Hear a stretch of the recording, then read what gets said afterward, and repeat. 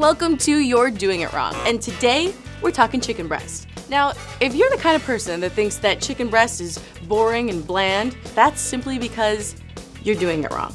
But that's okay, because with a few simple steps, you can be making juicy, delicious, tender chicken breast all the time. So let's start with the grilled chicken breast, which I know has the reputation of being pretty lame, but it's the healthier choice, right? It's a nice, lean protein that tends to be really dry. What if there was a way to have the healthier choice, but make it super juicy and delicious? There is a way, and we're gonna do it together. So let's talk about seasoning our chicken. A brine is a simple solution to dry, tasteless chicken breast, and I bet you have everything that you need for it right now in your pantry. Scientifically speaking, brining changes the structure of the meat's proteins, allowing it to absorb and retain more moisture. Now, you can make a wet brine or a dry brine, and today, we're making a wet one. For our brine, we're going to combine a quart of water, a quarter cup of kosher salt, and a quarter cup of sugar. We're going to whisk them together until the sugar and the salt are dissolved. Now you can stop right there, but I'm going to add a little lemon peel and a little peppercorn for flavor. You could add fresh herbs or whatever you like, get creative with it. And now your brine is ready for your chicken breast. You can put up to 4 chicken breasts in this brine. And you're going to let it sit for 30 minutes to an hour, but you don't want to let it go longer than an hour because then your chicken breast is going to start getting all mealy and that's gross. Moving on to our grill. You want to make sure that your meat is at room temperature before you put it on the grill. You also want to make sure that your grill is ripping hot before any food goes on it. We're going to take her out, blot her dry. We're going to brush our chicken breast with a little bit of oil so it doesn't stick to the grill. And once your meat is on the grill, leave it alone and let it cook. And ideally, you only want to flip it one time. That's nice. Once your chicken breast is cooked, you take it off the heat and let it rest. If you slice into your chicken breast right away, all the juices are going to spill out, leaving you with a really dry breast. If you let it sit, all the juices will set and you'll have a nice moist chicken breast. Say it with me. Rest the breast. Rest the breast. Rest the breast. Rest the breast.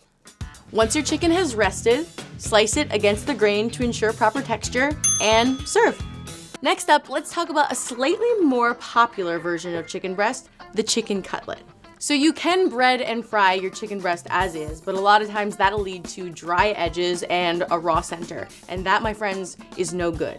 But if we pound our chicken breast, making it a nice, even, thin layer, it's gonna cook in half the time, and it's gonna be absolutely delicious. Now, you can pound your chicken just on the counter. You can pound your chicken between 2 pieces of plastic wrap. I like to pound my chicken in a zip top bag. Now, if you don't have a mallet, you can use a pot or a pan. You can use a hammer. You can use Thor's hammer. That's it. To bread our chicken breast, we're going to use a standard breading procedure.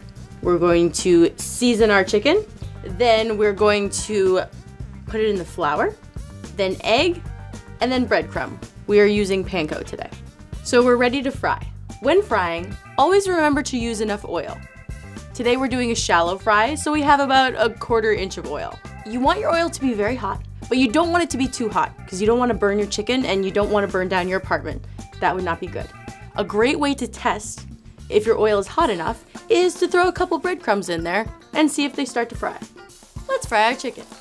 Now, once it's frying, just like when you're grilling chicken, leave it alone. Let it sit, let it cook, and that way you're gonna achieve golden brown. And also, just like the grilling, you're trying to only flip it one time.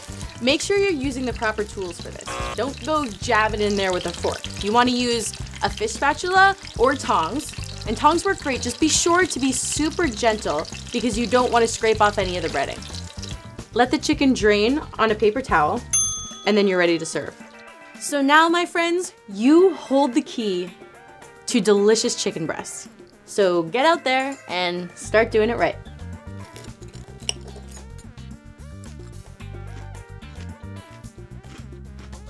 That's really, really good.